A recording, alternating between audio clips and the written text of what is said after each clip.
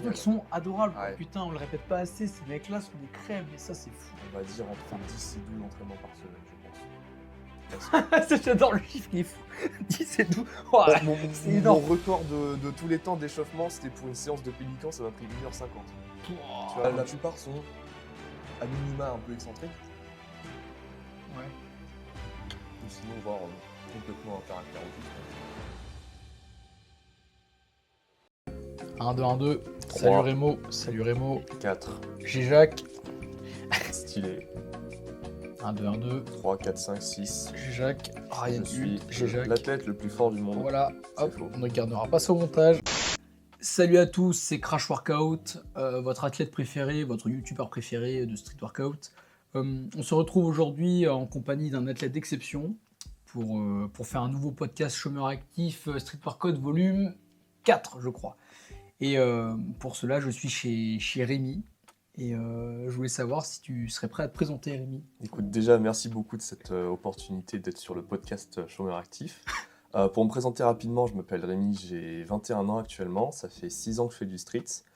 J'ai une très très grosse spécialité statique et j'ai mes mouvements particuliers que j'aime bien, ça va être surtout des victos globalement et aussi de faire des planches push-up et un peu de maltaise. Moi j'aime bien tout ça. Tu mettrais Victo en priorité dans tes mouvements, ok. Je pensais pas que t'aurais dit ça. Pas forcément, tu vois, en ce moment c'est plutôt push-up, mais ouais, j'aime beaucoup les victos. Ouais. Et même pas une seule parenthèse sur du front, quoi. Ouah, j'aime bien le front, mais je préfère les victos, hein, clairement. Ah ouais? Ah bah ouais. Putain, je pensais pas. Qu'est chaud. Ouais. Trop stylé. Bah, je fais du front parce que c'est bien pour les compètes, mais... Oui, non, j'aime quand même le front, hein, mais je préfère les victos, c'est comme ça. Putain, c'est noté, c'est la Victo. C'est le victo. Hult. Stylé. Alors, ce qui est intéressant avec toi, c'est que tu fais partie des athlètes que j'interviewe qui ont beaucoup d'expérience de compétition. Alors déjà, t'as combien de temps de street derrière toi? J'ai 6 ans de street, j'ai pas tant de compétition que ça, parce que j'ai commencé en juillet 2023 avec les petits GP de Paris. Mhm. Donc c'était mes premières expériences, c'était très sympa. Et donc là, actuellement, je crois que j'ai fait 18 compètes en tout. Donc c'est pas mal, tu vois. Putain, en 2 ans, c'est... Bah ouais, c'est chaud. Ouais, en Même 2 ans, pas, c'est vrai que c'est pas mal. Ouais. 18 compètes, c'est pas possible. Putain, t'as commencé en juillet 2023. Ouais. Bah les GP, ça fait 4 ou 5 compètes à chaque fois, c'est pas mal. Hein, ça. T'as fait 2 GP. Bah les GP, c'est 5 compètes à chaque fois. Ouais, mais du coup, t'as fait Ouais. 2 x 5, donc t'as fait une dizaine de compètes. Ouais, à peu Enfin, près, une ouais. dizaine de Plus, GP. plus, du coup, encore une dizaine de compètes à côté, ouais. Donc ouais, ça Bah commence t'as à fait faire quoi? un T'as peu fait Burning d'expérience. Gate, t'as fait... Ouais, Non, parmi les Burning grosses. Gates, j'ai fait Barbenders aussi. T'as fait Stenos. J'ai fait Stenos, effectivement, j'ai fait la Street Workout Fest. Ensuite, c'était d'autres compètes, donc les Urban Cup à Brest. J'ai fait aussi une Ah, c'est compète vrai. en Angleterre que j'ai jamais posté d'infos dessus, mais que, Ah que ouais j'ai gagné. Ouais. Mais non. Ouais. Pourquoi t'as pas... Je sais pas. Après, il T'as honte y a un edit caché de mes perfs sur Insta, je l'ai enregistré, je peux l'envoyer à des gens. Hein, Putain, j'avoue, ça pourrait être culte, ça. ouais. pas- En plus, c'était vraiment mon prime de 2024. Genre Stenos, la fest, tout ce que j'ai fait. Après, c'était un peu moins bien. Ça, c'était vraiment mes meilleurs perfs. Ouais. Tu dirais que c'était De l'époque. laquelle t'as... Alors déjà, en termes de ressenti, et puis en termes d'organisation, enfin, même plus faire dans ce sens-là, en termes d'organisation, quelle est la compétition que tu as trouvé la mieux, et après en termes de ressenti? Alors pour moi, en termes d'organisation, Barbenders, c'est vraiment quali. Genre, ils font un gros effort de com, d'informer les athlètes, de leur envoyer tout le temps des messages pour qu'ils soient au courant de tout. Même sur place, il y a tout qui est à l'heure, et il y a de quoi manger. Pour moi, Barbenders, c'est vraiment bien. J'ai trouvé ça sympa, il est pas mal foutu. Il y Alors a là, quelques petits défauts, il y en a partout de toute façon, mais ça reste tu vraiment dirais quoi bien pour fait. cette année? Pour cette année, bah, du coup, là, on avait des problèmes sur les speakers, on comprenait pas toujours ce qu'ils disaient, c'était un peu chiant. Après, enfin, et puis en plus, même toi tu parles anglais, donc ouais, si même toi tu comprends pas, c'est Ouais. que ouais. Moi c'était l'odeur que j'ai pas apprécié. Après, Ouais, ça n'a pas grosses choqué tout le odeurs monde, d'égout. ça sentait les égouts à mort. Mm. Et un autre truc aussi, peut-être pour zone athlète, plus d'équipement pour s'échauffer, ça aurait été un peu cool. Et je... Il y a beaucoup de compètes qui ont ce défaut. Celle qui était vraiment bien là-dessus, c'était Stenos, justement, parce qu'ils avaient construit toute une structure à côté pour qu'on puisse se warm-up dessus. Ce qui Ça, était c'était problématique, c'est qu'en plus, il y avait, on reprend le cas de Ryan, où justement, il y avait ce problème où il y avait les paras d'échauffement qui étaient derrière. Ils auraient Ouais. dû avoir le même matos, à la fois sur, du coup, sur le ring, entre guillemets, sur la structure, et derrière. Parce que là, du coup, il y avait des transferts qui se faisaient de matos. Ça, c'est pas normal. Ouais. Et bon, c'est pas normal. Je critique pas Grand Nation, mais parce que c'est pas eux le problème en soi. Mais voilà, ça faisait partie des soucis. Le fait qu'il y ait que le matos Gore Nation à prendre, bon, c'est le sponsor, ça, voilà, ça se discute. Et en termes de ressenti, c'est-à-dire que ça soit défaite, victoire. De ressenti. C'est plus compliqué. Hein. Bah, Barbenders aussi, on verrait peut-être. Hein. Ah ouais? Ce serait pas impossible. Attends, je réfléchis peut-être s'il y en a une autre. Bah, à voir, franchement, la meilleure, c'était sûrement Stenos. Parce que le niveau était juste exceptionnel. T'as eu des battles de fou, genre... T'étais contre Nathan, toi. Ouais, c'est là que tu t'es Oui, fait bah oui, sortir. du coup, ouais, je me suis fait saucer premier tour par Nathan, comme d'habitude. Et non, en vrai, ce qui était bien à Stenos, c'est que le line-up était incroyable. Donc, t'as eu vraiment des battles de fou. Et puis, genre, ils ont eu beaucoup de retard l'année dernière. Mais du coup, ça fait qu'à un moment, ils ont dû éteindre la musique pour les dernières battles. Et ça a fait que, genre, par exemple, à partir des demi-finales, en fait, c'était juste tout le monde qui gueulait à fond sur C'est les... avec Ilyes, Carlux. Ouais, avec la première battle où il y a eu ça, pour moi, c'était genre la meilleure battle que j'ai jamais vue, c'était Nathan Dailong. Ouais. Et juste, il n'y avait plus de musique, c'était juste tout le monde qui gueulait à fond pour encourager les athlètes. Trop stylé. C'était une ambiance vraiment exceptionnelle. Ah, donc c'était Stenos recommandé, quoi. Ouais. Mm. Mais c'est ce qu'il m'a dit, Nathan, hier, quand je suis allé lui parler avec Tiffen, il m'a dit, mais je serai à Stenos, viens. Je dis, bon, c'est loin, mais bon, pourquoi pas. Si Ouais, vraiment l'event est fou. Stenos, c'est loin, mais le line-up est fou. Et ouais, l'event est pas mal, il est bien placé. Très bonne compète. Je note. Et retour sur Barbenders 2025. Retour sur Barbenders. Alors, c'est à chaud parce que quand on est en train de tourner ça s'est déroulé hier. Je fais bien de le préciser. On est revenu hier soir dans la nuit, donc c'est à chaud. Donc, moi, j'étais en première battle contre William. T'étais en élite déjà. Déjà, voilà, j'étais en catégorie. T'avais catégorie femme, catégorie pro, catégorie élite. Élite, c'était les top mondes. Bon, t'étais tombé sur un tirage. Donc, je suis tombé sur William, qui est un athlète très chaud en tirage, c'est un des meilleurs du monde. Mais je savais qu'il manquait un peu de poussée. Donc, forcément, j'allais jouer là-dessus pour essayer de gagner un maximum de points. Sauf qu'en fait, ils avaient un jugement qui était un peu... Tiens, voilà. Attention, ne critiquons pas, attention. Le petit défaut de Barbender, c'est que le jugement était un peu... on savait pas vraiment comment ça marchait, on savait pas si c'était par points. Donc, il y avait 10 points push, 10 points pull, 10 points combo, ou si c'était par catégorie. Que donc, tu gagnais, par exemple, push et combo, tu gagnais tout, même si tu t'es fait fumer en pool. Donc, moi, on m'a dit que c'était par catégorie. Donc, j'ai fait un run qui était adapté au jugement par catégorie. Alors juste, je te coupe, je vais rebondir un peu là-dessus parce que c'est vrai que pour l'instant, tous les athlètes que j'ai eus, et je pense que j'aurai à l'avenir, à part d'athlètes de ton niveau, n'auront pas ce type de vocabulaire. Forcément, ce qu'il faut comprendre, c'est que à ton niveau à toi, c'est extrêmement difficile de passer un run, surtout face à des athlètes qui sont à ton niveau, parce qu'en fait, il faut être stratège, comme tu l'as très bien dit. En fait, on n'est plus sur un niveau où il faut envoyer le mieux au max.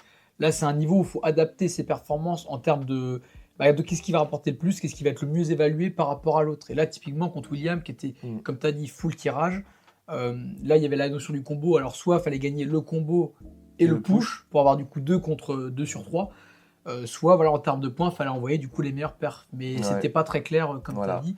Et moi, je suis parti du principe que je voulais gagner push et combo. Du coup, j'ai fait surtout des combos et surtout du push, principalement. Surtout dans mon premier combo. Si c'était par points, j'aurais pas envoyé le run que j'ai envoyé, j'aurais sûrement envoyé du sol, donc j'aurais fait Victo sol de 5 secondes, into combo push-up infini. Et le deuxième run, ça aurait sûrement été la même chose, un peu de front, un peu de planche suppi, et ils sont toujours comme ça mes deuxièmes runs, ça marche bien. Mais ouais, j'aurais changé le premier run, ou alors j'aurais fait Victo sol 5 secondes, je vais aux anneaux pélican, peut-être double pélican, combo planche push-up anneau. Et je pense que ça aurait quand même changé la donne. Ouais. Vous avez eu le retour des points? J'ai eu le retour du coup que en tirage. J'ai pas eu le retour de points de Combien de différence et Alex. Je crois qu'il y avait 4 points de différence sur 10, c'est énorme, ça fait mal. C'est la vache. Après, t'as fait beaucoup de push aussi, donc ça se comprend. Parce que Ryan, du coup, il avait une façon de juger, en fait, il faisait la moyenne des 2 runs. Et moi, j'aurais plutôt pensé, tu vois, qu'il aurait favorisé un run où t'as fait plus de pulls qu'un autre. Mais ouais, du coup, avoir 10 au total, en fait, c'était quasiment impossible dans cette compétition. Déjà parce que de 1, c'est Ryan qui juge. Et de 2, parce que du coup, forcément, ça... Pas que Ryan. Mais oui. Ça demande d'envoyer du coup le maximum absolu en pool sur 2 runs. Donc en fait, genre, si tu veux avoir 10 points en pool, il faut quasiment faire genre 2 runs de 30 secondes de pool, de suppisat pull-up. Juste ce truc insane. Donc c'était quasiment inatteignable d'avoir tous les points. Surtout parce qu'il faisait la moyenne des 2 runs et pas juste qu'il prenait par exemple le premier ou qu'il faisait x2 le premier, x1 le deuxième ou un truc comme ça. Faut bien noter que William est quand même un monstre. Ouais. En tirage, il est arrivé 3e à Barbender, sachant que ça s'est joué à 1 point. On a eu les chiffres à 1 point qui demi-point finissent même, 2e derrière Chat, ce qui est des très gros chiffres hein, pour un non-lit fronteux quasiment. À part 2-3 Maltaises et quelques pushes. C'est énorme son niveau, donc ça, il n'y a pas de honte pour moi à perdre contre lui. Clairement. C'était une très belle battle, et même lui, hein, tu vois, on lui en a parlé, même lui, il avait eu peur de tomber contre toi. Et c'est juste chacun avait peur de l'autre, c'était vraiment la battle où ça, je pense, ça se tapait le plus. C'était sûrement la plus grosse battle des qualifs. Il y avait Nathan... Nathan Marcos, peut-être. Nathan Marcos. Ouais, c'est vrai que était... Ouais, après, c'était pas pareil. Hein. C'était pas pareil. En fait, moi, ta battle m'a plus hype parce que toi, il y avait vraiment... déjà, je te connais, je vous connais tous les deux. Et il y avait un enjeu qui était très différent. Enfin, je sais pas pourquoi je trouvais ça différent. Je sais pas, j'ai pas d'argument plus que ça. Mais c'était pas pareil pour moi. Ressenti, vite fait. Ressenti. Du coup, j'aurais pu envoyer plus, donc je suis un peu déçu de moi-même. Mais Ah ouais. Bah oui. Oui, mais tu t'es bridé de manière logique. C'est ça, je me suis bridé de manière logique, mais en fait, j'aurais quand même dû tout envoyer, tu vois. J'ai fait l'erreur d'être stratège. Donc, oubliez tout ce que j'ai dit, en fait, c'est de la merde, faut juste tout envoyer en compète. Ouais, globalement, je pense que c'est quand même mieux de tout envoyer. Ok. Enfin, sur mon run, tu vois, j'avais une tendance à avoir mes planches un peu trop hautes sur les paras. Pour moi, c'est bien, parce que je fais souvent l'erreur d'avoir les planches trop basses, donc ça veut dire que j'ai quand même envoyé de la bonne patate. Mais évidemment, en compétition, ça va être dévalué. Bah ouais. Après, donc déjà, je fais para, donc j'ai pas le bonus de sol. Et en plus, j'ai les jambes trop hautes, donc en fait, j'ai perdu facilement peut-être 3 points en push juste à cause de ça. Qui aurait clairement pu faire la diff, je pense. C'est possible de fou. Hein. Mais ouais, ça aurait été curieux. Limite, ça aurait été intéressant de demander à Ryan quel aurait été le run qui t'aurait fait la différence. Juste par curiosité. Ouais. Ça sera demandé, ça.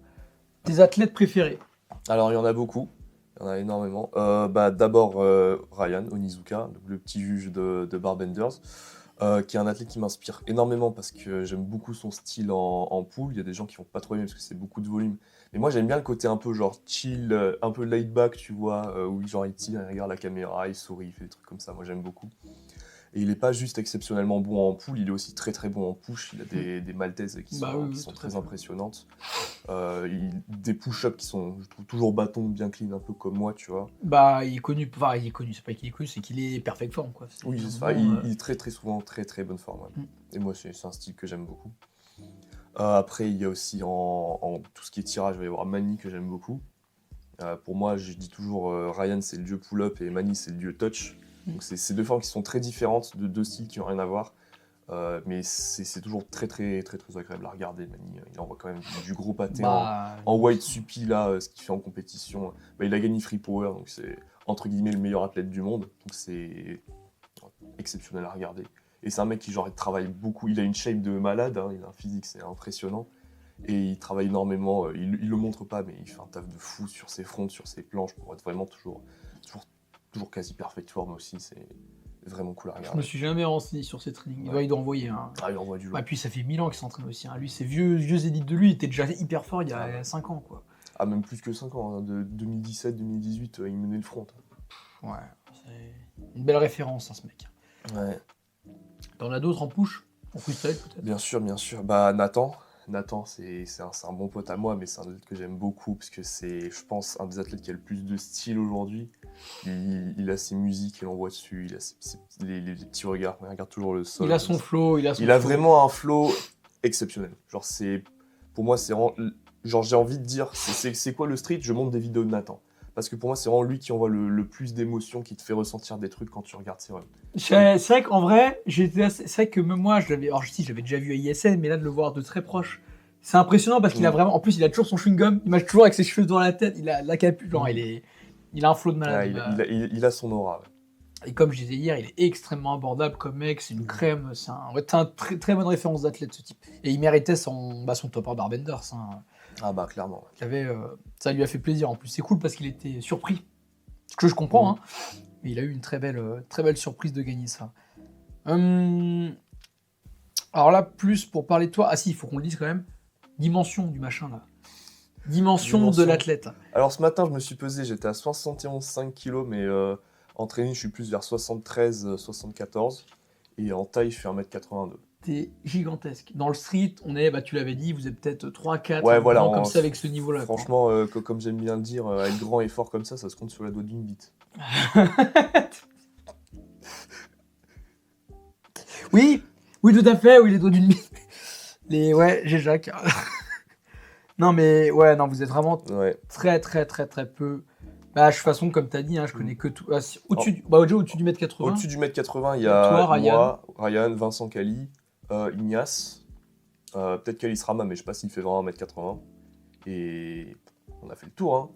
Qui ont de connus, ouais. Des perfs, on va dire, respectables, c'est tout. Non, ça c'est vraiment à noter de fou parce que ça change déjà la dimension du jugement. Parce que si jamais on est amené un jour à faire.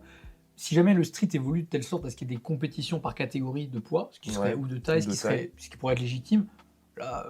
Je vais tout casser là. Là, il y a un. Tu passes top 1, quoi. Clairement. Donc c'est un vrai truc, ça. Alors, visons large. Si je dis comment tu t'entraînes.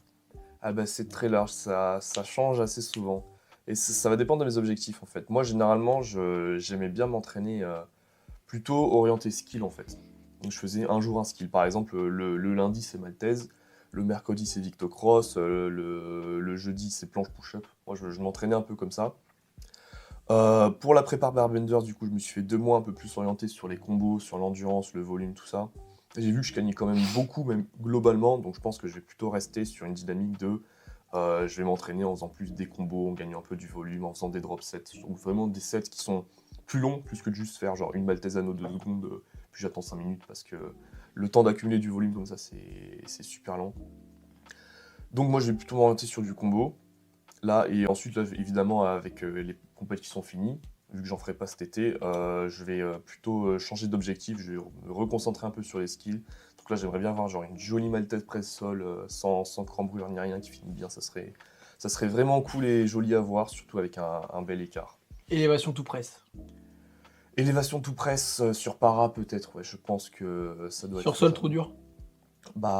Si j'ai une belle Maltese presse-sol, ça devrait aller. Peut-être qu'il m'en faudrait genre 2 ou 3, tu vois. Ou une avec un bon dead stop de 2 secondes, ça pourrait le faire. Ça fait des sacrés skills, ça, quand même. Ouais, ça envoie du pâté. Donc c'est surtout en push. En pull, Supisat, faut que je le travaille. Pour moi, c'est le gros skill sur lequel j'ai l'impression d'avoir le plus de mal. Toi, moi, Mathias, on va se battre pour le Supisat. Parce que là, j'ai quand même pas mal, je commence à le torcher un peu, là. C'est un beau skill, en vrai. Mais c'est vrai qu'il est dur. C'est vrai qu'il est dur. Mais là, je comprends un peu mieux comment s'activer et tout. Donc moi, la façon avec laquelle je vais l'apprendre, c'est surtout genre bien renfort mon white Supi touch. Si je peux avoir genre 10 secondes comme ça et 5 secondes encore plus large, quasiment largeur sat. Je pense que ça sera bien ensuite pour avoir le Supisat. Mais il me semble que Hugo m'avait dit à peu près la même chose aussi. J'avais abandonné cette idée-là parce que je crois que j'avais écouté Pierre, c'est pas un mauvais conseil, mais j'avais écouté cette logique de en vrai c'est quand même différent, autant envoyer. Ce qui se tient en soi. Mais je pense que si t'as déjà pas la base en wide, ultra wide. Pour moi, se forger une bonne base, c'est super surtout important. Que c'est des moves quand même techniques, quoi. Ouais. Puis après, en plus, pour les transits, c'est plus simple. Parce que juste travailler le power move en lui tout seul, si tu peux pas enchaîner derrière, c'est compliqué. Parce que Supisat, à part direct envoyer sur des pull-ups et puis après transiter, ça tout quelque chose, à part pull-over, ça devient compliqué, quoi. Ouais, ça c'est vrai aussi. Donc ça, c'est un vrai truc. Et pour moi, juste construire du volume aussi, ça permet aussi de garder une bonne base de niveau. Vu que je referai sûrement des compétitions, du coup pas cet été, mais un peu plus tard, peut-être en septembre s'il y en a, ou même l'année prochaine, à la même époque, en barbenders et tout. Tout à fait. Tes fréquences d'entraînement, moi ça m'intéresse. Mes fréquences d'entraînement. Un bon alors ça va se compter par semaine, je pense. On va dire entre 10 et 12 entraînements par semaine, je pense. J'adore le chiffre, il est fou. 10 et 12, c'est énorme. Ouais. Putain, t'as moi qui fait 2. Ouais, je fais 12. Ouais. La fréquence, ça va être de fou. Hein. Faut s'entraîner très fréquemment, dur et le plus spécifiquement possible aussi. C'est ça qui va te faire progresser le plus possible. Si tu veux gagner du volume, la fréquence est très forte. Si tu veux du volume, fais du volume. Si tu veux gagner en aisance de skill aussi, tu en fais le plus souvent possible, et même sans warm-up quasiment.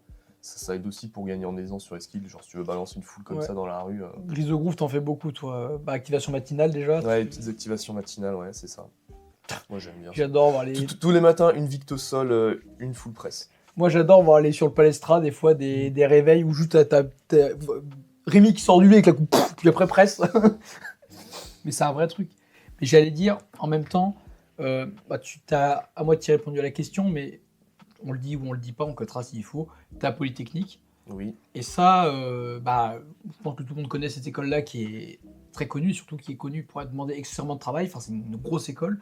Donc, comment toi tu allies déjà cette performance top monde avec en même temps des études qui sont complexes et qui demandent beaucoup de travail?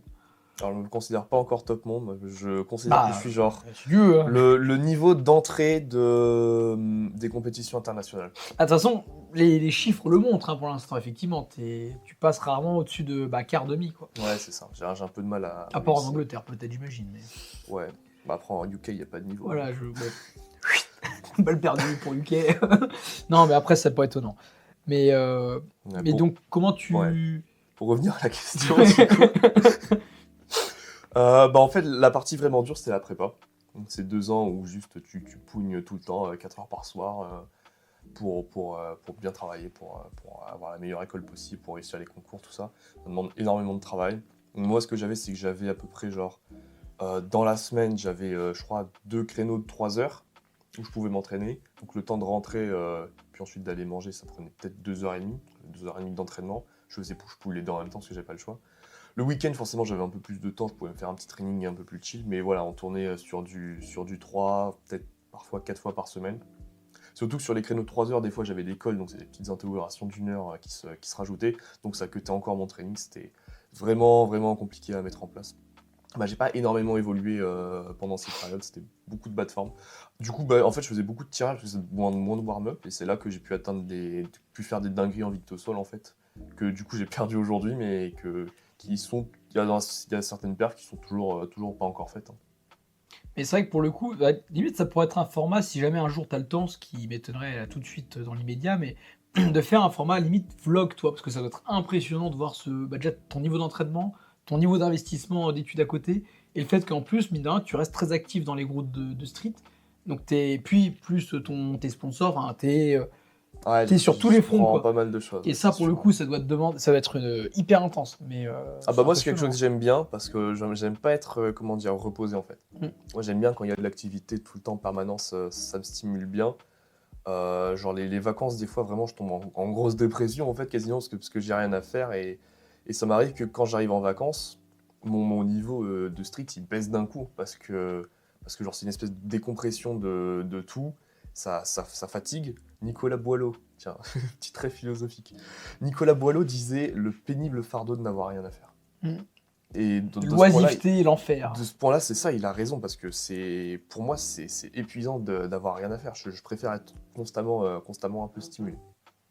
Ouais, je comprends, je vois ce que tu veux dire.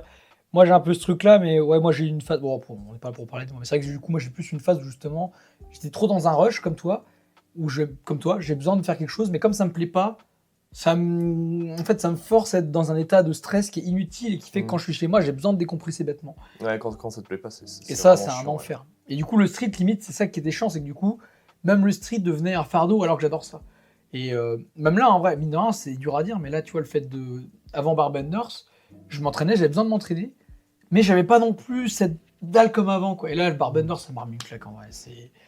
Puis même quand t'es reconnu, ça pète. Tant mieux, c'est sûr, ça motive de fou les compètes. Hein. Non, ouais, c'est une dinguerie. Hein. De l'avoir et même en fait de parler avec les gens, tu vois, de parler avec les gens après, j'ai envie de dire c'est la meilleure partie de la compète en fait. C'est là où tu sociabilises, tu vas à la rencontre des gens de la communauté et tout, entre guillemets des top mondes. Je suis très content d'avoir eu cette occasion-là avant qu'on soit parti. Tu vois. Genre, en fait, je pense que j'aurais été un tout petit peu triste qu'on soit parti dans le rush parce que le fait d'avoir pu, toi, voir un débrief avec Ryan, du coup j'ai pu le voir un peu, voir Nathan, on a parlé avec lui, voir Nicolas, ramener William, enfin, c'est trop cool, quoi. Ouais, et surtout qu'ils sont adorables, quoi. Ouais. Putain, on le répète pas assez, ces mecs-là sont des crèmes, mais ça c'est fou.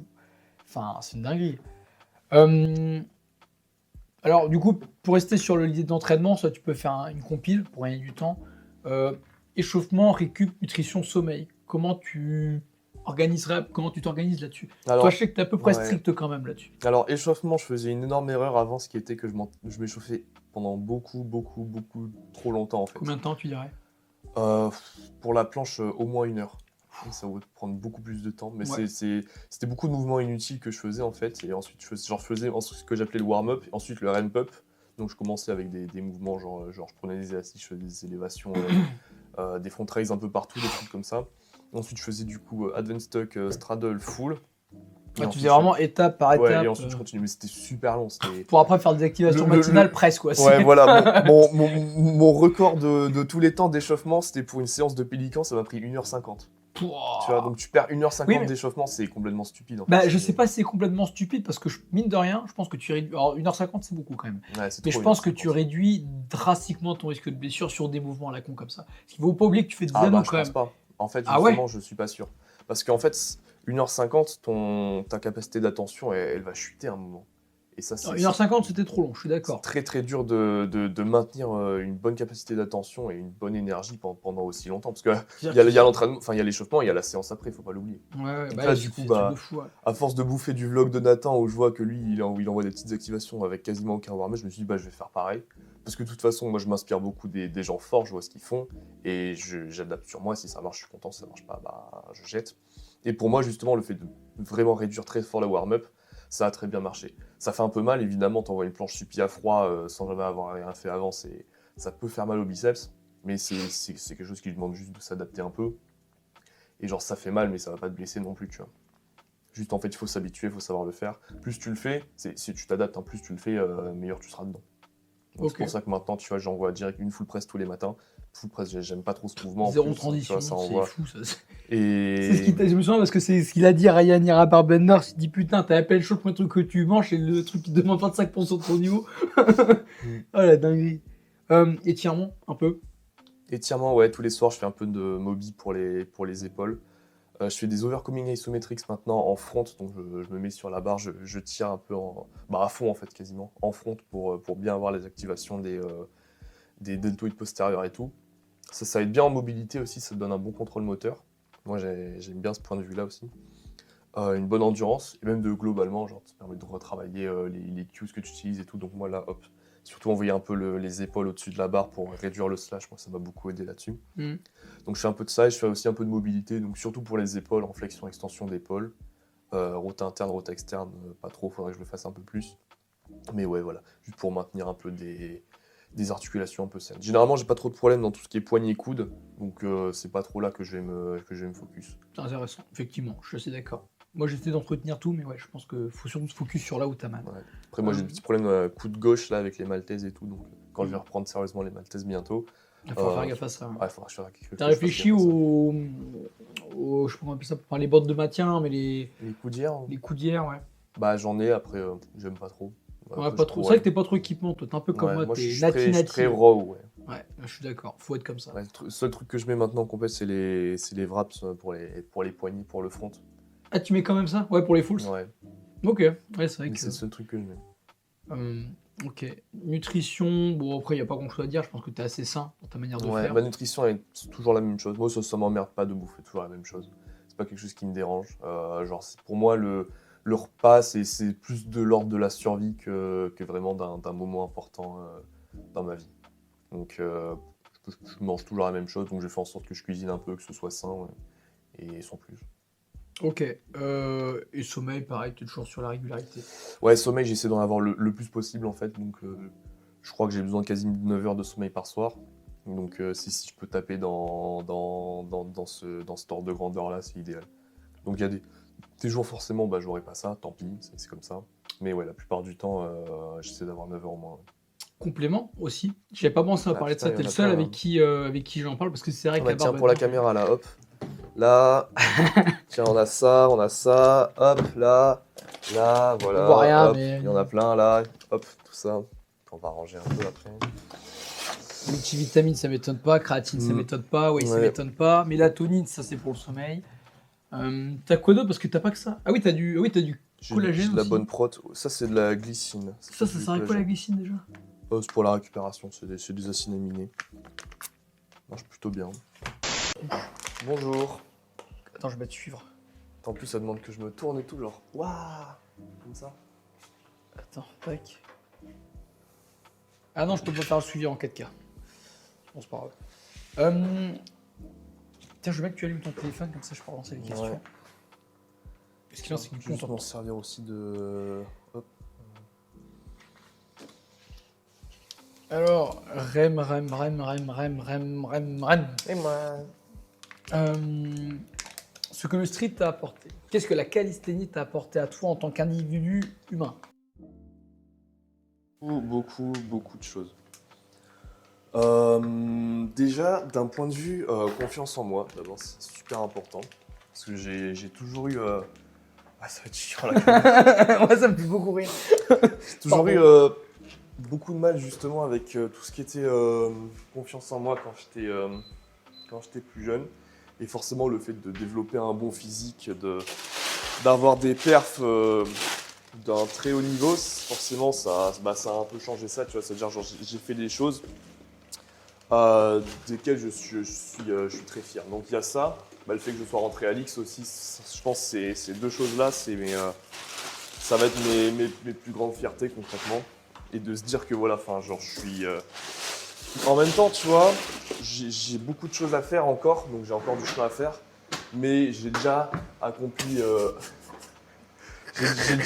Il va être exceptionnel. C'est encore ouvert en plus, ça. Pour moi, voilà, j'ai déjà accompli un bon bout de chemin. J'ai fait des choses desquelles je peux être très fier. On rappelle quand même que t'as que 21 ans, mec, hein, t'es jeune. Hein. Ouais, voilà, j'ai 21 ans et genre je suis bien installé pour la suite de la vie, quoi. Moi, ça va, j'ai pas trop de soucis à ce niveau-là. Parce que justement, il y a beaucoup d'athlètes de street qui veulent vivre du street, qui peuvent être très souvent en galère de thunes, de trucs comme ça.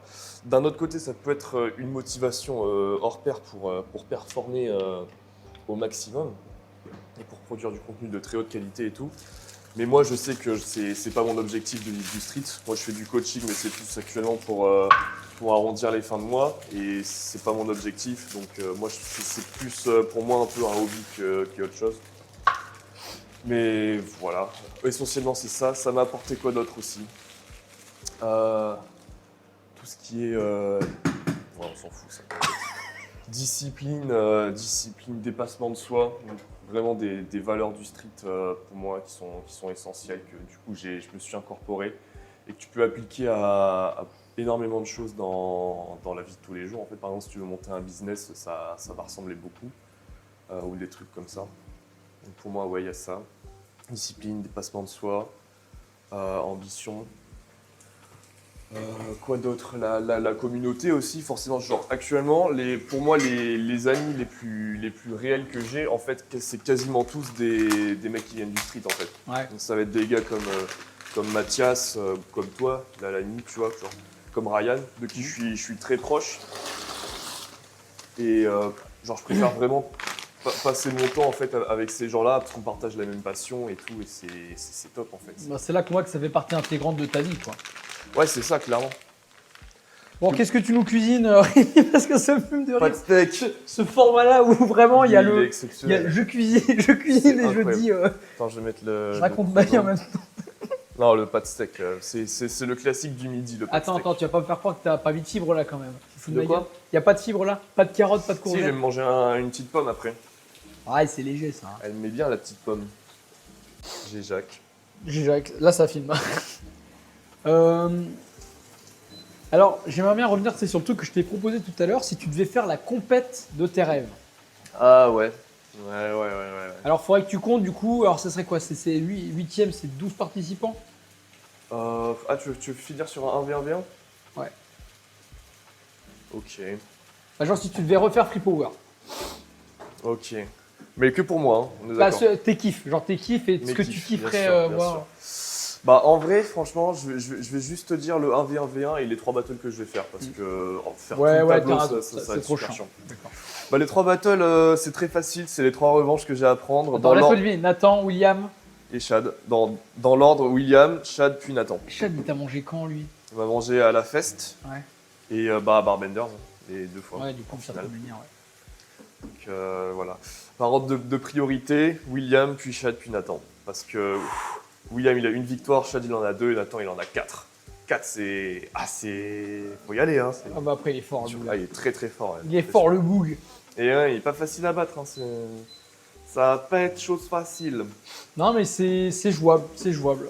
Mais ouais, j'allais dire, c'est jouable. Faut que je continue à progresser, que je prenne du volume, que... Ouais, je suis Surtout d'accord. sur Anno en fait, je pense, tu vois. Moi, Si j'arrive à je dirais- sortir un bon run d'Anno avec des pélicans et tout, parce que lui, genre, ils se brident volontairement en faisant pas ce genre de move. Donc moi, je peux aller chercher des combos sympas là-dedans. Ouais, c'est pas faux.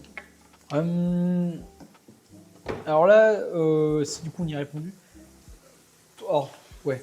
Ton app. Ouais, non, Attends, et la finale, du Allez, coup, pardon, vas-y. la finale. En vrai, je pense Ryan et Manny. Hein. Il y a Ryan et Manny dans la finale. Ah oui, t'étais. Bah oui, mais attends. Les Ah, deux. mais non, attends, sachant que t'as quoi battu les 3, Ouais. t'es contre un de ces deux-là. Peut-être. Ouais, bah Nathan, du coup. Bah, dans ce cas, tu mettrais Nathan et Manny, je pense. Hein. Bah non, mais non, si t'as gagné contre Nathan. Ah oui, ouais. Ah bah du coup, ça serait des huitièmes, entre guillemets, à 8 en fait. Ouais. Et la finale, ça serait Nathan et moi. Ouais. Et je l'encule. D'accord. Ouais, c'est ça, j'aime bien ça. Et en juge, juge, tu mettrais Ryan, Manny. Ouais, juge sûrement Ryan. Et du coup, Pourquoi pas la twist? J'aurais l'âge entendu. Le sketch, j'ai pas compris pourquoi. Ouais, Ryan en pool, en push. Qu'est-ce que je dirais bien?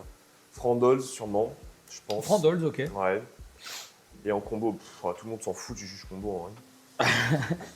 Bah, est-ce qu'on peut mal juger les combos en vrai? Je pense. Hein. Voilà, comment tu gères tes relations de street en tant que top monde? Tu vois, c'est la question qu'on s'était dit. Alors, encore une fois, je me considère pas comme top monde. Ouais. Le jour où je serai invité à ISN, je serai top monde. En vrai, c'est un objectif assez cohérent. Ouais, voilà. C'est pas faux. Ça ou Free Power, un des deux, tu vois. Parce que même si j'ai fait des compètes internationales de haut rang, type Burning Gate, type maintenant Barbenders, tu vois, je me considère pas encore comme top monde, mais encore, comme je l'ai dit, genre vraiment entrée du niveau international. Moi, je suis assez. En fait, je vois, c'est vrai.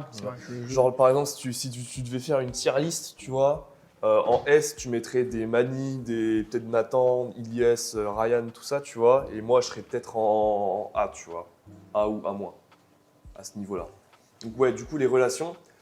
Moi, je me considère toujours comme quelqu'un qui va apprendre des gens.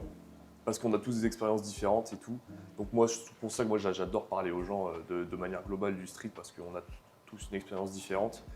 Et faut que je développe ma pensée, c'est chiant. Non, mais t'inquiète, prends ton temps. Mais je pourrais t'aider là-dessus parce que on fonctionne pas tous pareil là-dessus. Hein. Le street, mine de rien, il y a quand même si globalement tout le monde est très cool, il y a quand même beaucoup cette. En fait, j'allais dire, c'est pour ça que j'aime bien cette question-là. C'est que Piédestalisation des gens un peu. Bah voilà, c'est pour ça en fait, ça dépend de ton niveau dans le street. Déjà, tu as des gens qui sont très sociables, Mathias, moi, nous on va voir tout le monde. Ouais. Mais tu as des gens qui eux vont avoir du mal, tu vois. Et déjà ça, en fait, quand tu sacralises les gens, en fait, souvent c'est un problème que tu as côté au début, tu restes souvent à ce statut-là. C'est très rare de monter un par un. Ah, moi, je suis un peu comme ça. Hein. Bah ouais. Moi, je suis toujours content de pouvoir parler à Nathan, Ryan et tout, tu vois. Ça fait quelque chose quand même. Même si c'est entre guillemets mes potes, je les sacralise quand même. Bah ouais, totalement. Et ça, je sais pas si. Je pense qu'il s'en rend. Enfin, je sais que Nathan, il s'en rend compte sans s'en rendre compte, j'ai l'impression. Parce que je lui ai dit, c'est trop cool d'avoir une star comme ça qui est aussi abordable. Il m'a regardé et il dit, mais tu sais, mec, je suis pas une star. J'ai dit, mais si, mec, tu te rends pas compte. Clairement. Bah oui, t'es une légende, hein, à un moment. T'as des fans, c'est pas pour rien, quoi. Ah bah oui. Et c'est pas facile d'avoir une relation. Comment dire, équilibrée, enfin, je veux dire, normale, avec un athlète de street qui est au-dessus de toi. Ouais, ça c'est vrai. Et du coup, c'est pour ça qu'en fait, moi, je me demandais, parce que toi, tu as les deux niveaux, je pense. Tu as le niveau où vraiment tu as des gens que tu considères comme au-dessus de toi, forcément, mais que tu as réussi à équilibrer. Pour certains, je pense à William, où maintenant, je pense qu'on peut parler de lui. Tu vois, quand j'ai parlé avec William, maintenant, je considère qu'on est potes, tu vois. Ah bah clairement. Et après, tu auras peut-être d'autres gens qui, à l'inverse, vont être en dessous de toi, enfin, c'est pas le terme, mais qui sont plus amateurs et qui vont demander des conseils. Tu en as peut-être des comme ça. Moi, j'en ai très peu, enfin, j'en ai un peu. Ouais, j'en ai quelques-uns, ouais. Et comment tu. Enfin, c'est vrai que c'est difficile. Ma question est pas simple, hein, mais moi, j'arrive pas à la définir vraiment. Généralement, c'est eux qui viennent me voir dans ce cas. Tu vois, moi, je vais pas voir entre guillemets ce qu'on appelle des randoms. Je vais pas les voir directement, généralement, sauf s'ils ont fait une petite perf que j'ai bien aimée, tu vois. Mais encore une fois, voilà, s'ils font une petite perf que j'ai bien aimée, ça veut dire qu'ils ont quand même un peu de bagage. Non, s'ils viennent me voir et qu'ils sont cool, ils disent bonjour et tout, j'aime bien ce que tu fais. Même pas ça, tu vois. Entre guillemets, qui me suivent un peu, mais pas exactement non plus, tu vois. S'ils sont cool, en fait. Ils posent des questions intéressantes. Moi, c'est toujours un plaisir pour moi de répondre. Hein. C'est vraiment très agréable, ça, je trouve, ce statut-là. Oui, bien sûr. Mais en plus, moi, je parle. Là, maintenant, je pense. Pour moi, ça se discute, mais je veux te dire pour toi. Moi, je sais que c'est pas très agréable, je pense, quand vraiment un mec vient et te suce trop dans le sens où il se comporte comme si tu étais une star et il fait en mode ouais, je peux avoir une photo et tout. Je sais pas si je kifferais ça, moi. Enfin, non, alors c'est moi qui m'exprime mal. Non, attends, parce que c'est pas ça que je voulais dire. Qu'est-ce que je voulais dire par là ? S'il en fait trop, peut-être. Ouais, c'était plus ça, genre. Mais en vrai, c'est pas un cas que j'ai Ça, déjà vu. ça va être chiant pour tout le monde. Hein. Oui, mais voilà, c'est pour ça, c'est pas un cas que j'ai déjà vu. Donc, en fait, c'est un excès de sacralisation, mais enfin, c'est quasi. J'ai jamais vu ça en vrai. Donc, le cas est peut-être pas. Moi, je cutterais cette partie-là, parce que je joue pas un cas que j'ai déjà vu ça. Bon, en vrai, le problème de sacralisation, moi, si je sacralise les gens, en fait, généralement, je vais moins les voir, tu vois. T'as qui en F? Daylong. Après, lui. Ouais, lui, c'est particulier aussi. C'est un Daylong, il est sacralisé pour sa nature d'être différent, quoi. Oui, de mage de l'ombre. C'est le mage de l'ombre, lui. Mais oui, non, mais après, c'est une forme de sacralisation. On attend, genre, c'est ce que je disais avant, c'est peut-être un des seuls où je me serais pas dit que j'irais le voir au début, tu vois. C'est juste parce que là, à Barbenders, il est passé devant moi un moment, je lui dis, bah salut mec. Et il m'a dit, mais t'es crash, je dis, ouais, t'es trop fort en fond, je dis, ouais. Et ça m'a fait trop plaisir, quoi. Parce que. Mais ça, c'est cool, tu vois. Ça, c'est une réaction qui est cool, je trouve. Ah bah oui. C'est vraiment génial d'avoir des mecs comme ça. Je pense que ça peut être très traumatisant d'avoir un gars qui réagit mal hein, quand t'es fan, enfin quand tu l'admires. Ah bah ouais. Ça, c'est un truc qu'il faudra en parler. Never meet your idols. Bah ouais, mais justement, c'est bien quand l'idole. Bah, c'est ça que je trouve génial dans le street, c'est justement quand les idoles sont accessibles. Oui, clairement. Et ça, je trouve ça fou, quoi. Et ça, c'est parce que le sport, il est pas ultra développé aussi que ça joue aussi. Bah, ça me ferait peur. Hein. Bah oui, quand il y aura du monde. Franchement, en vrai, non, même pas. Bah, quand j'étais allé à Swap 5, tu vois, en tout cas avant la compète, Lyzan, c'était vachement inaccessible. Ah ouais. Ouais. Après la compète, il était beaucoup plus accessible, il est venu au Rasso et tout, tu pouvais lui parler. Après, avant la compète, c'est un autre cas, tu vois, là je vais reprendre Barbenders. Ouais. Moi, tu vois, il y a beaucoup d'athlètes que je connaissais pas, à part Nathan que j'avais vu un petit peu, William. Quand t'es en prépa compète, genre l'heure de warm-up, pour moi, tu déranges pas les athlètes, quoi. Ah bah, clairement. Moi, je vous ai chez vous, Rémi et Rennes, et encore, je vous embêtais pas, tu vois, j'étais juste avec vous, parce que bah, déjà, ça me permettait de voir un peu comment vous fonctionnez, puis j'aimais bien. Mais par contre, pour moi, c'était pas le moment pour. Voilà, c'est chacun est dans son mood, tout le monde marche, c'est dans son truc, faut vraiment pas faire chier, quoi. Ça, c'est typiquement là, un fan qui vient là, pour moi, c'est pas le moment du tout. Mais ouais, non, c'est un vrai sujet, ça aussi. Mais donc, ok. Et puis sinon, voilà, comme tu as dit, tu as tes potes, tu as des athlètes potes avec qui tu traînes régulièrement. Oui, c'est ça, bah voilà, avec Mathias, on fait des trainings très souvent. Maintenant, il y a Bao aussi qui est venu. Il vient sur Paris maintenant. Ouais. Donc, on va se faire des trainings aussi à 3 parce qu'il est une giga, il a sa longue barre d'1m80 qui est trop bien. Donc, ça va envoyer du lourd. Trop stylé, ça. Ouais, ça va être bien. Et les autres points. Enfin, une vraie barre. Ouais. Bah après, ouais, toi, ta barre. Mais après, moi, encore une fois, moi, en ce moment, je me suis plus à m'entraîner avec ce format-là. Hein. Je dis, je m'entraîne sur anneau, je m'entraîne 10 000, si je pouvais, je m'entraînerais sur corde. Hein, parce que c'est hyper dur. Mais du coup, après, par contre, la force de potentiation, elle est démentielle. Ouais, mais je trouve que ça brille beaucoup. Hein. Ah bah moi, je suis pas d'accord. Sur moi, en tout cas, ça marche pas. Moi, je suis d'accord avec moi. Ah bah, c'est mieux, c'est le principal. Mais tu vois, tout ce qui m'a fait progresser rapidement, et ce qui a fait que j'avais des gros glow-up en rasso, c'est que d'un coup, rasso, non seulement j'ai des bonnes paras, et en plus j'ai l'adrénaline. Ouais. Du coup, ça fait envoyer un volume de bâtard. Le défaut en faisant ça, c'est que tu vas glow up, mais tu sais pas quel niveau tu auras. C'est ça que j'aime pas trop en fait. Est-ce que par exemple, si tu as, on va dire une connerie, si tu as 3 pull-up to touch sur corde, combien tu vas en avoir sur V-bar? Est-ce que tu vas en avoir 5? Est-ce que tu vas en avoir 8? Et est-ce que c'est important de savoir ça? Bah, si tu as envie de perf, tu es obligé de. Pourquoi? Je sais pas, enfin, si tu en Je pense que dans ton cas à toi, oui. Dans ton cas de stratège qui doit évaluer plein de points, tu dois connaître parfaitement tes trucs. Après, dans mon cas à moi qui suis en freestyle. Compète et rasso, ça n'a rien à voir. Voilà. Moi pour l'instant, c'est vrai que moi je suis pas dans une configuration de compète, donc la question se pose moins. Mais en configuration de compète, effectivement, surtout toi, ouais, tu peux pas te permettre de pas savoir. Il faut que tu sois très très au courant de ce que tu peux faire. Et encore, même le jour J, de toute façon, ça va changer. Il y a toujours une part d'improvisation. Par exemple, dans ton combo, tu voulais faire entre guillemets 8 push-up freestyle, tu vois.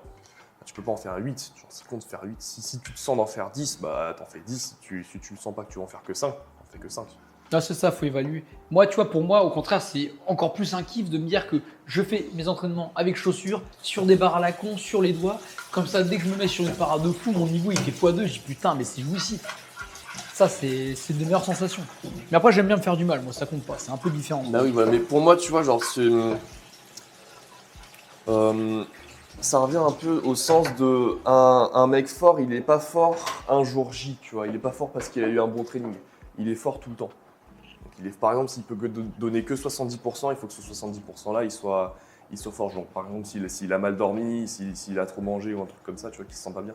Il faut quand même qu'il soit capable, à l'entraînement en tout cas, de donner 100% de ce qu'il est en mesure de donner à chaque fois. Ça, pour moi, c'est un truc qui fait la grosse diff entre les mecs, tu vois, qui vont prendre un rest day parce qu'ils ne sentent pas, et les mecs qui vont quand même y aller, qui vont trouver des trucs à faire. S'ils sont nuls, ils vont faire de la technique, ils vont faire des bandes, des trucs comme ça. Ça rejoint un peu la discipline, mais ça fait vraiment la diff entre les mecs qui sont forts, entre guillemets, et les mecs qui sont vraiment top monde. C'est précisément ce qui me manque, quoi. C'est typiquement moi ça qui me fait la limite pour l'instant. La fréquence d'entraînement, le fait de vraiment se la donner à chaque fois, ça change tout. Je suis assez d'accord là-dessus. Ah oui, la communauté du street en général. Alors c'est-à-dire la vibe du street, que ce soit sur les réseaux sociaux et dans la réalité. Qu'est-ce que t'en penses, toi? On va pas à ton échelle, vraiment. Beaucoup de bons, beaucoup d'améliorations possibles aussi. Typiquement, quand tu vas en rasso, ça ressemble à rien un rasso en fait. La communauté est géniale, mis à part quelques petits éléments dont on ne parlera pas, essentiellement quasiment tout le monde. C'est des amours, c'est des crèmes, tout le monde parle à tout le monde, c'est accessible.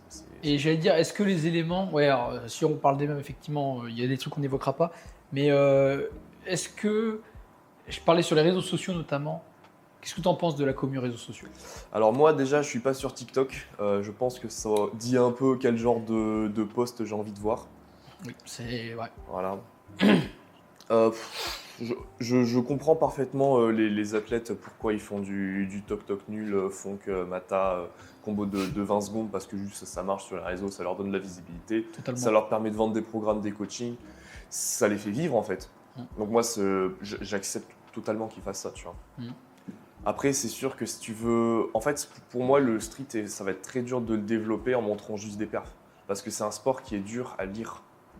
Genre tu connais pas le street, tu sais pas ce que c'est la difficulté d'un Supisat, tu vois, Elias avait fait sa vidéo, il y a quasiment tout le monde. Elle était très révélatrice cette vidéo, je trouve. Le Supisat en plus simple, alors que c'était clairement... C'est très loin le plus dur, quoi. Voilà, c'est très loin le plus dur des skills qui a été présenté.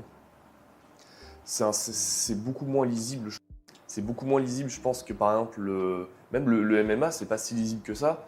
Mais on va dire, il y a de la bagarre, tu vois, donc c'est un sport qui va un peu plus attirer. Je pense plus basique et plus commun pour les gens, ouais. Voilà. Plus naturel. Le street, c'est quand même spécifique. Voilà, c'est technique, c'est gymnique, ça demande plus de subtilité, je suis d'accord. Mais ouais, ok, je vois ce que tu veux dire. Pour moi, de ce point de vue-là, en fait, c'est quasiment impossible de développer le street à un niveau... genre d'en faire un gros sport au même niveau que la gym ou autre chose. Ah ouais, tu penses? C'est vraiment, mon père est d'accord avec toi là-dessus. Moi, je suis pas d'accord. Parce que justement, en fait, c'est illisible pour les gens, tu vois. Mais parce qu'on le rend pas lisible, je pense. Et je pense que justement, les acteurs qui pourraient le rendre lisible le font pas. Ceux qui peuvent le faire le font. Tu vois, je pense encore une fois avec Nathan, mais c'est pas du tout un mauvais exemple. C'est plus dans le sens où il fait sa com pour lui, ce qui est normal. Il fait du coaching, il fait des trucs, mais lui, c'est spécifique aux gens qui font du street. Et je pense qu'il n'y a pas beaucoup de com qui est destiné aux gens qui font pas de street. Mais Nathan, il a eu une période où il faisait un peu de TikTok, mais là, il a arrêté. Hein. Il fait quasiment que des vlogs, que des posts assez sympas. Ouais, c'est pour ça, mais en fait, c'est vrai que je parlais surtout des athlètes qui postent. Alors, tu as ceux qui font de la désinformation, ça c'est un sujet, mais tu as ceux qui pourraient faire de la com, mais vraiment pour faire rentrer des gens, quoi. De la com un peu tout public. Et ça, moi, c'est un peu là-dessus que je vise, moi. Mais bon, ça c'est le problème de recrutement, fidélisation, en fait, tu vois. Nathan, par exemple, je pense que c'est un très bon exemple, justement. Il a commencé par faire des TikTok pour recruter, pour gagner en follow, tu vois. Donc, il est arrivé à 200, 220, je ne sais plus combien. Oui, et ensuite, il a fait un contenu un peu plus personnel, plus intime, tu vois, où il fidélisait, du coup, les gens. Donc, il a perdu quelques followers, mais la plupart, il les a gardés quand même. Et ça va être des gens, du coup, qui vont interagir avec lui, qui vont plus potentiellement. Il coach beaucoup de monde, Nathan? Tu connais des... Non, je sais pas trop. C'est long le coaching. Hein. Si tu veux faire un truc bien, tu vois. Déjà, il y a le problème du pricing qui va être très très gênant selon les athlètes. Nathan, je sais pas combien il doit charger, mais la plupart, ça va être entre 200 et 250 par mois. Ouais. Donc si tu as 5 élèves, tu vois, ça peut te faire entre 1000 et 1500. Si tu es en Bulgarie, forcément, c'est plus facile de vivre avec ça qu'en France. C'est ce qu'il m'a dit. Hein. Il m'a dit que même en France, la qualité de vie était quand même vachement moindre qu'en Bulgarie. C'est pour ça qu'il a fait ce choix-là. Ah bah clairement. Ce qui est compréhensible largement. Hein, et en fait, vu que où que tu sois, vu que tu vends par internet, ça va être le même prix. Forcément, ça va être plus intéressant de s'expatrier, comme dans son cas, dans un pays où il va avoir beaucoup plus de pouvoir d'achat, avec entre guillemets la même quantité d'argent. Moi, je comprends tout à fait ses choix. Hein. Ok, je vois. Ici, une question qui me revient. Tes objectifs pour les 3 ans à venir en street? Pour les 3 ans à venir. Alors c'est peut-être large, mais dis-toi qu'avant c'était 5 ans. Ouais, c'est très large. Bah, le défaut, en fait, c'est que je sais Parce pas que- ce que je vais faire dans 2 ans, en fait. Est-ce que je serai, par exemple, est-ce que je vais faire une thèse, est-ce que je vais faire un MBA, ou est-ce que je serai déjà en emploi? Quel temps j'aurai pour m'entraîner, en fait? C'est Voilà, ça, dans- la question. L'idéal de l'idéal. Le goal, le GOAT.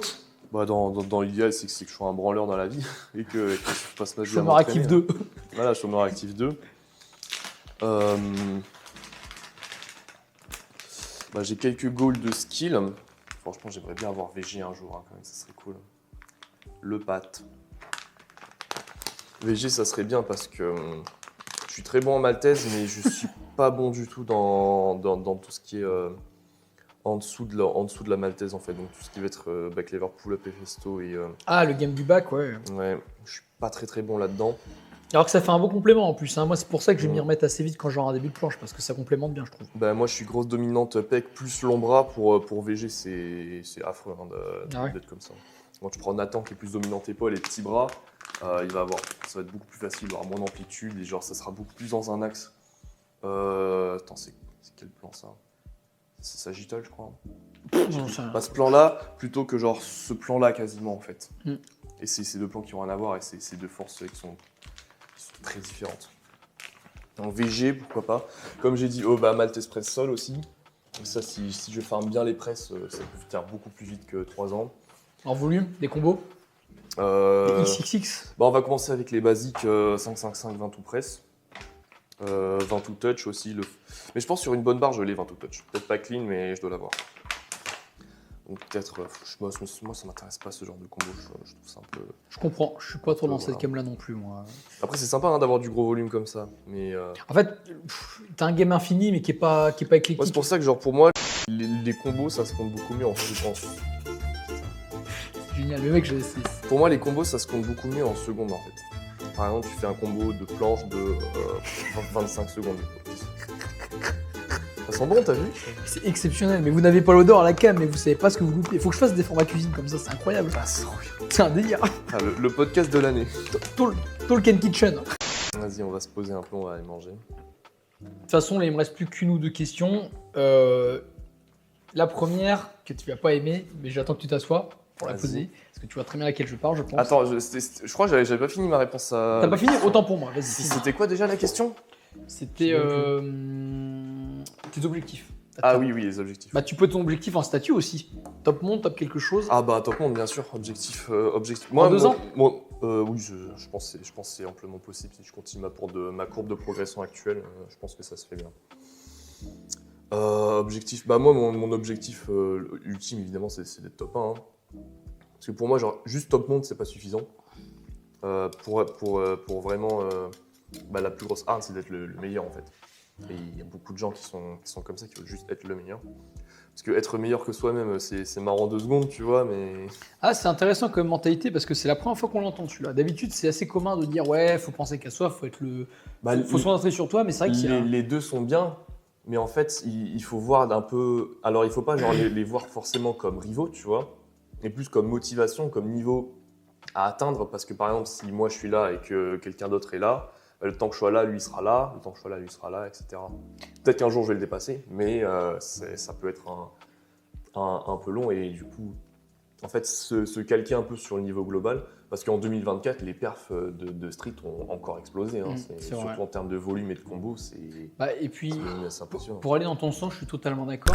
Aujourd'hui, on ne peut pas prétendre participer à une compétition et se dire je fais ça juste pour me dépasser moi. Oui, non, voilà. ça marche pas. Ça. Ah non, c'est Effectivement, il y a une C'est là confrontation pour aux battre autres. les gens. Et c'est typiquement moi ce qui fait que je ne vais pas en compétition. C'est que moi, je ne suis pas encore dans cette phase où je suis capable d'accepter d'être face à l'autre. quoi. Ouais. J'aime Non, mais pas. moi, J'ai du mal De avec base, ça. je suis quelqu'un de très compétitif. Mm. Là, typiquement, la prépa, tu vois, à la fin, tu as un concours. Si t'es pas compétitif pour le concours où tu as C'est vrai. genre 100 places pour rentrer à l'X et que tu vas avoir 1500 mecs qui s'inscrivent, faut y aller, hein, c'est beaucoup de boulot.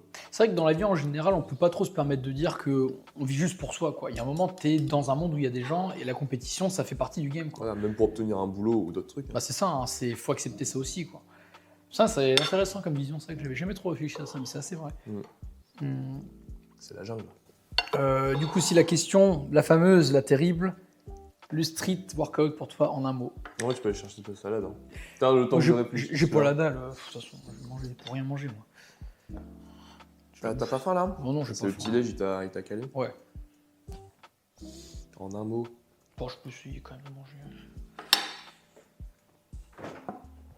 Quelle heure là? Avec ces conneries. Ouais, ça va, on est bien. Non, bon, on a fini en plus, là c'est bien, on était bon. Le street en un mot.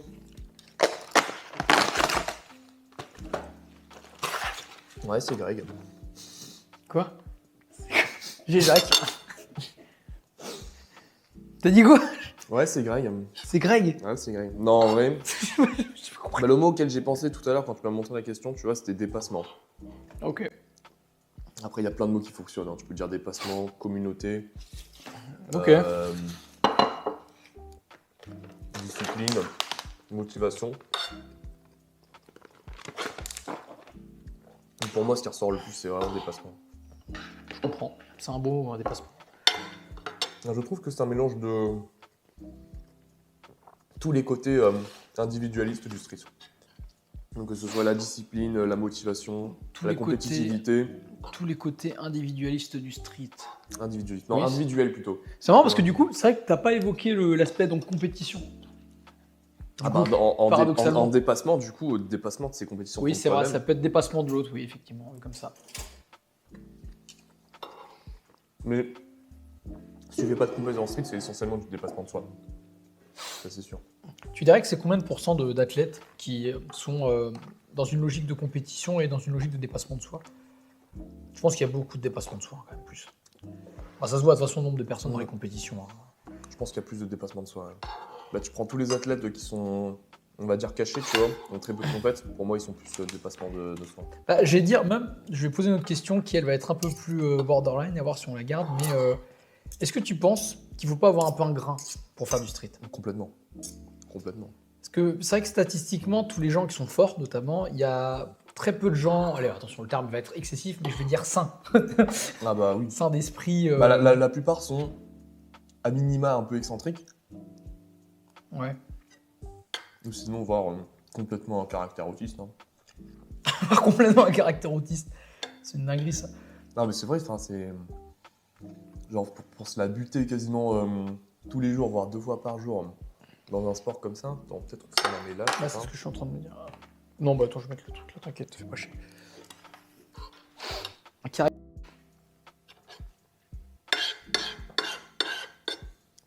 Mais Parce que le street à haut niveau, c'est très dur. Hein. Beaucoup de travail. est-ce que c'est valable pour tous les sports? Je pense pas en plus. Hein. Je pense pas que tous les sports nécessitent d'avoir. Alors, je pense qu'il y a un grain de dépassement de soi qui est pas sain, ça c'est sûr. Mais j'ai l'impression qu'il y a beaucoup de streeteux qui, dans leur tête, il y a effectivement des problèmes de confiance parfois, ou des fois effectivement des vrais troubles. Quoi. Mais un truc qui est très vrai, il y a beaucoup d'athlètes qui en parlent, c'est que généralement, en fait, les athlètes, ils sont forts parce qu'ils ont eu soit une vie difficile, soit un traumatisme à un moment ou à un autre, C'est vrai. et qu'ils essayent de cope ce qu'ils ont vécu via le street. Et ça peut être un moteur pour devenir fort, exceptionnel. Moi, c'est un truc que je dis pas trop, mais je pense que c'est ça pour énormément de gens. Mais ça se voit de toute façon au comportement de certains. Hein. C'est très. Ça se voit. Ah bah clairement. Ouais. Je vais pas, pour des raisons de pas me faire chier, je vais pas citer trop de noms, mais il y en a, tu vois. Valentin, on sait très bien qu'il a un grain. God of Static, lui, ça va être terrible aussi. Nava, il a eu un passé d'héroïnomane, Ouais, lui, c'est chaud. tout ça. Mais en plus, ce qui est fou, c'est que. Alors, ce qui est génial, c'est que. Ça fait partie. C'est ce que je disais avec Clément, ça fait partie des beautés un peu du sport et pas forcément du street, c'est que ces mecs-là, ils ont réussi à transférer ce truc-là. C'est-à-dire qu'en gros, ils sont pas juste héroïnomanes devenus sportifs. Valentin, il est intelligent. Il a transformé ça avec des formations pertinentes, il donne des très bons conseils, il a aidé beaucoup de gens. Ah oui. Ça, c'est beau, tu vois. Mis à part le personnage qui vaut ce qu'il vaut, la vérité, c'est que voilà, quoi. Ça, c'est vraiment sympa, ça. Moi, c'est ça que je trouve beau. Le personnage, il reste très logique. Moi, je le comprends. Tout ce qu'il fait, il y a une raison. Hein. Oui. Après, on aime ou on n'aime pas. Tout ce qu'il fait, il y a toujours une raison. D'accord. Et moi, qui suis quand même un esprit très logique cartésien aussi, moi, ça me va. Hein. Tout ce qu'il fait, c'est dès qu'il y a une raison derrière, qu'il s'explique. Ça, c'est peut-être que c'est un peu brut. Mais je suis d'accord. C'est très cartésien et j'aime bien. Ouais. Pour rebondir un peu là-dessus, bon. Je mange, je sais pas trop du tout, mais tu avais un conseil à donner à des débutants, la caméra. Ouais, écoute-moi bien, petit con. Un conseil à donner à des débutants. Ou intermédiaire ou pro, enfin, ce que tu veux, ouais. Bon, il y en a plein. Hein. Mais en fait, genre, pour moi, le street, il va reposer sur des principes de base qui sont vrais pour tout le monde. Et donc, le plus important, ça va être de connaître ces principes. Donc, par exemple, tu vas avoir la spécificité, la surcharge progressive. Quand tu fais des figures, le principe de hauteur, de toujours vouloir chercher le maximum de hauteur dans tes figures. Ça va très souvent. Alors, attention, parce que là, on parle uniquement statique. Prendre ça en compte. Oui, bien mais sûr. du coup, répète, excuse-moi, parce que là, c'est pour moi que je vais me répéter. Le principe de hauteur, c'est juste en fait, dans ce skill, tu veux toujours être le plus haut possible. Pas dans une logique physique, c'est dans une logique de mental de dépassement. Les deux. Le plus haut possible, c'est-à-dire. Enfin, physiquement, je parle. Par exemple, si en planche, tu as une intention de hauteur. Pour le planche, je l'ai. C'est pour les autres que j'ai pas. En front, par exemple. Ouais. Bah, si tu veux être le plus haut possible sur ton front touch, typiquement, tu vois, genre, bah, tu vas rétracter à fond. Genre, moi, tu me demandes d'être haut en front touch, bah, je sais pas si on voit la cam, là, c'est parfait. Hop, là, je suis haut. Genre, là, je suis au maximum de hauteur, tu vois. Là, tu peux pas faire plus haut. Bah, là, j'ai quasiment toutes les activations qui sont bien. Hein. En gros, Genre, ce que tu veux dire, c'est qu'il faut que tes activations, tu les mettes à leur plein potentiel.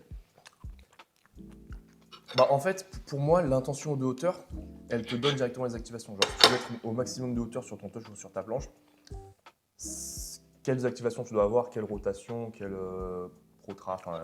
position scapulaire et tout, tu vois.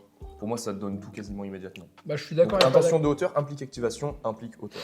Alors, je suis d'accord et pas d'accord parce que autant ça marche, autant si t'as pas la connaissance des bonnes activations, je pense que la hauteur tu la compenses avec des mauvaises activations quand t'es débutant. Et ça justement, ça pose problème avec beaucoup de gens, notamment en planche. Hein. Les gens ils veulent être trop, du coup ils lèvent le cul. Les gens ils veulent être trop, du coup ils vont. Je suis d'accord. Mais par contre, je pense que effectivement, une fois que tu as la base des activations, ce qui il faut comprendre qu'en fait, ça vient principalement quand même des bras. C'est les mouvements des épaules et des bras. Moi, tu vois, la reverse planche, c'est que très récemment, je me suis dit qu'il y avait des trucs qui allaient pas, quoi. Et en fait, non, faut. Du coup, si je devais rebondir, bon, c'est pas ton conseil, mais ça devient le mien, mais c'est pertinent aussi. C'est que je pense qu'il faut vraiment se renseigner correctement sur comment fonctionne le corps pour pas faire n'importe quoi et pas risquer de faire de la merde. Parce qu'effectivement, tu peux aller haut en front, mais si tu actives très mal, tu vas te blesser. Je suis d'accord. Ça, c'est un vrai truc. Mais par contre, là où je te rejoins et je vais dans ton sens, c'est qu'effectivement, il faut que dans ta tête, par contre, tu aies, comme tu dis, l'intention. Il faut que le pilote, là-dedans, il te dise, va haut, va être au max, va être le plus haut possible. Et là, effectivement, tes perfs vont envoyer. C'est là-dedans que ça joue. Hein. D'accord. Clairement. En fait, c'est super important. C'est ça, c'est un, le mental. Pour moi, c'est un pilier fondamental. Hein. Le mental, oui. Tu dirais que le mental joue à combien de pourcents dans le... 60 à 70, voire 80%. 70, je pense que c'est une bonne base. Pour moi, le top 1 mental, c'est Ilyes. Et c'est clairement l'un des meilleurs athlètes du monde. Il a raison, parce qu'il n'a pas la meilleure génétique non plus, tu vois. Ouais. Il a un corps un peu entre guillemets basique, il n'est pas super petit. Il n'y a pas une masse musculaire de fou. Mais ça reste un des meilleurs en volume, en explosivité, tout ça. Parce qu'il a le mental qui va avec.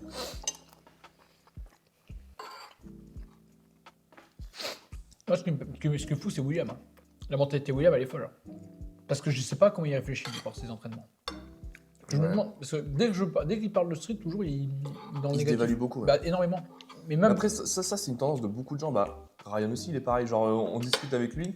Il dit, je suis personne pour dire ça. Gros, t'es Ryan, t'es le top 3 monde tirage et tu dis, je suis personne. Bah, après, je pense qu'à leur échelle, son échelle à Ryan, c'est l'humilité, parce qu'il ne le dit pas tout le temps. À l'échelle de William, pour moi, c'est vraiment du manque de confiance. Mais il le sait, hein, il le sait. Lui, c'est vraiment récurrent, quoi. Tu lui fais un compliment, c'est non.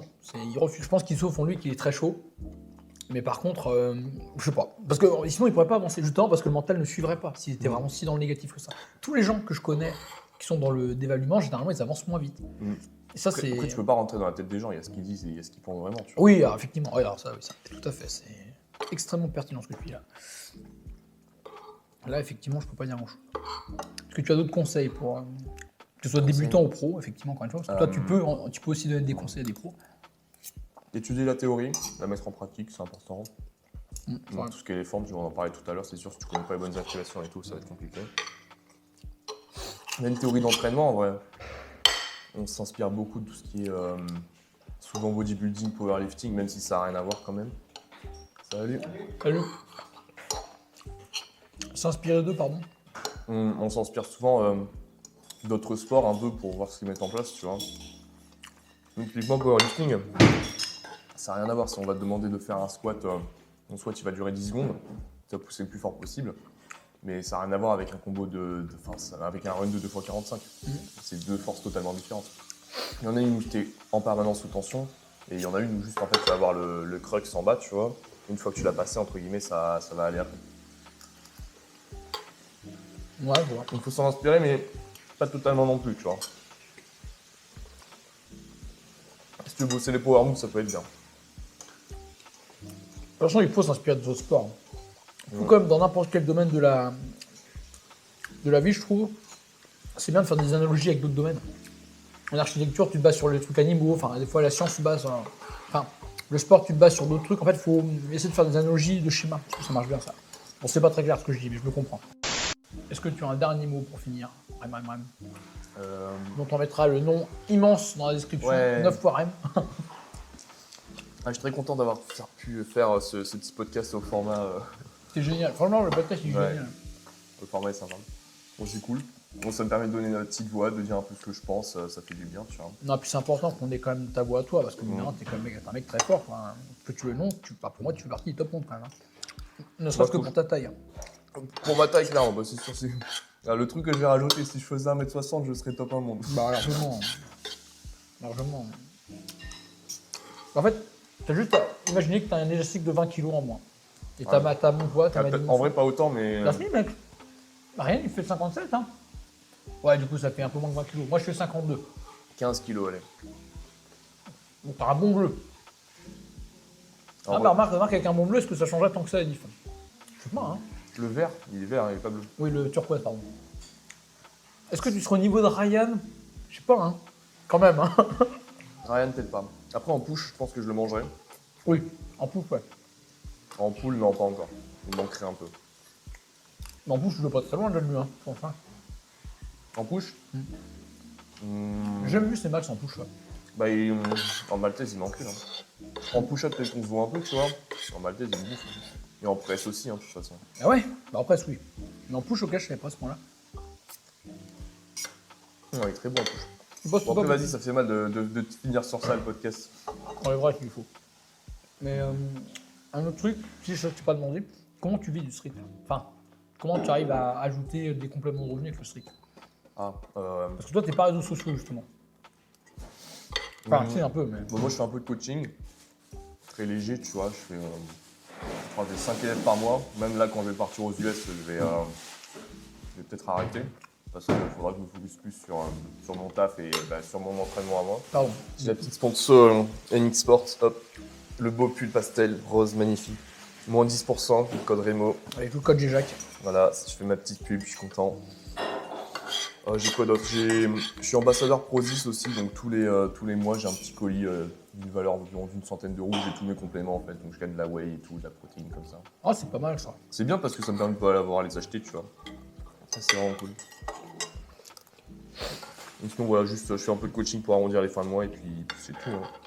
Si on n'est pas obligé de le garder, mais sans être indiscret, tu les fais à combien tes coachings? Alors en ce moment je suis à... Moi je suis très bas. Trop bas même. Je suis à 100 par mois. Trop bas, je trouve. 100 par mois pour tout, tu vois. Et 60 pour que push ou que pull. Et du coup, ce que je vais faire, c'est que là, j'ai pu accumuler 5 mois d'expérience déjà de coaching. Je vais sûrement arrêter pendant que je serai aux US. Puis je vais reprendre pour ma dernière année. Et là, je vais sûrement pump up un peu les prix, je pense. Je vais sûrement mettre 200, je pense, peut-être. Et 120 pour l'un ou l'autre. Parce que ça, c'est les prix de Ryan, tu vois. Qui lui est beaucoup plus fort que moi et a la notoriété, mais il n'a pas d'expérience en coaching. Donc ça change un peu. Il met à 200. Et moi, j'ai quand même j'ai un bon bagage théorique aussi derrière. J'ai lu pas mal de formations et tout. Et j'ai essayé plein de choses dans mon training. Donc ouais, ça va. Pour moi, tu vois, vraiment, je me trouve un peu esclave de moi-même dans le sens où je fais des tarifs vraiment bas et je taffe quand même pas mal pour les élèves, tu vois. Ah, en fait, c'est vrai que moi, j'ai pas cette logique-là parce que quand je parle d'argent, moi, je me parle toujours marché, demande, offre. En fait, 100 balles, je me dis que t'as quand même, pour moi, ça me paraît cher parce que je me dis, Est-ce que, bon après c'est mon cas, mais est-ce que moi je serais capable de mettre 100 balles même pour un coaching qui est parti? Non. Moi je pense pas. Mais après, si c'est le marché qui vaut des prix très élevés, peut-être que c'est cohérent. Ça me paraît haut, moi 100 balles. Mais En fait, moi, je m'étais basé à la base sur. t'en fais quoi dans tes formations? Fais de la pub pour tes formations. J'ai pas de formation, malheureusement. Non mais justement quand tu coaches, tu fais En fait, comment? moi, je m'étais basé sur les prix de Magili, tu vois. Magili, il mettait 120 ou 90. Il y avait un package à 120, un package à 90. Moi, je me dis, bah, je vais faire pareil, mais un peu moins cher, tu vois. Mais c'est vraiment très peu, parce qu'aujourd'hui, l'Ivan, il met à 250. Nathan, ça doit être pareil, 200, 250, tu vois. Ouais. Après, eux, ils cherchent à en vivre aussi, tu vois. Moi, c'est pas le même objectif. Donc, moi, je préférerais avoir moins d'élèves, mais être beaucoup plus organisé et carré avec eux et faire vraiment un suivi au jour le jour, tu Tu vois. coaches qui d'ailleurs? Qui je coach? Ouais. Il y a les gars de shoot, non? Enfin genre que je peux connaître. Il y a Elzug, que je commence à coacher ce mois-là, qui fait 1m84, 78 kg, qui est un bon niveau, tu vois. Coaching des grands. Il est Spécifique. ouais, bah oui, hein, forcément. Bah, bon, moi, ça m'apporte plein d'élèves, ça. Hein, juste le fait d'être grand. C'est pertinent. Hugo, il a une bonne speed full, tu vois, speed full 3 secondes, doigts, pas mal. Ok, je veux dire. Moi, j'essaie de le faire travailler un peu sur le volume, tu vois, pour le faire gagner en temps de haut et en presse un peu là-dessus. Je pense que ça peut être cool. Ok. Parce qu'en fait, les gens, ils ont rarement des objectifs qui sont bien définis, tu vois. Genre, c'est pas, par exemple, moi, je veux avoir, par exemple, 5 secondes de full. C'est assez rare d'avoir des trucs comme ça. C'est souvent, moi, je veux être fort, moi, je veux être top monde. C'est souvent des trucs un peu abstraits. Et il faut savoir bien définir ses objectifs, en mettre à court, moyen, long terme et abstrait, tu vois. Il faut avoir ça un peu tout en tête. Tu peux avoir des objectifs typiquement juste dans un training. Par exemple, aujourd'hui, j'ai envie de passer, je sais pas, 10 to touch, tu vois. Je vais tenter. Est-ce qu'il était bas de forme? Est-ce que je l'ai déjà mis la dernière fois? Est-ce que j'ai pu améliorer la forme? Est-ce que j'ai pu améliorer mon aisance sur le touch à la fin, tu vois? T'as énormément de trucs comme ça différents que tu peux améliorer au jour le jour dans tes trainings. Et toujours dans cette mentalité de tiens, ça j'ai amélioré un peu, tu vois, je trouve que ça aide beaucoup dans les trainings de manière globale aussi. Donc t'estimes ça, ils vont rien comprendre ce que je dis, mais t'estimes ça très important, le fait d'avoir un objectif quand même précis, défini, Ouais. avant de s'entraîner. Ouais.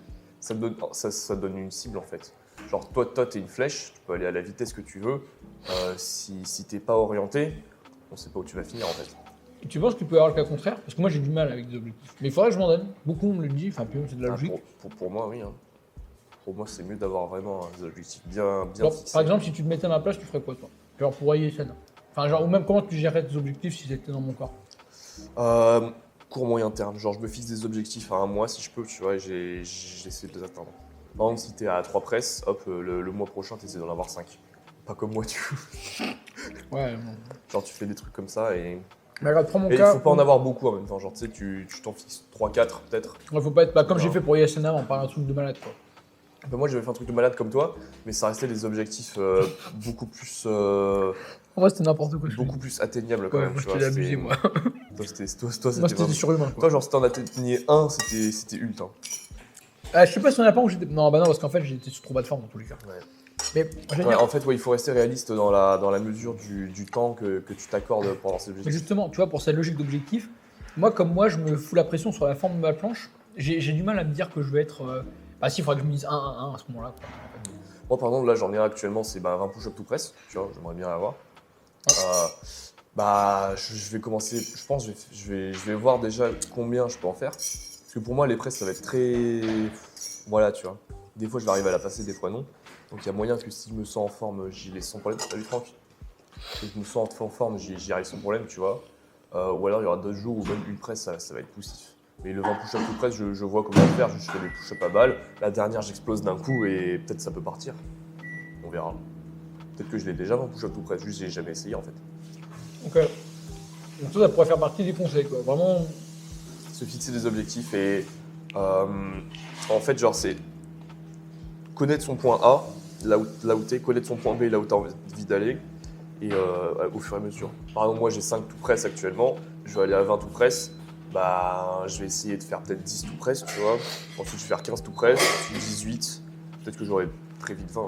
Et aussi de te renforcer, par exemple, dans le 15 tout press, le passer plus facilement, des trucs comme ça aide aussi. Ok. Bah, cool, mec. Hein. Je pense qu'on a fait largement un petit rush là. Ça a bien marché. Ouais, ça marche bien. Donc, merci beaucoup, Rémi, de ta participation.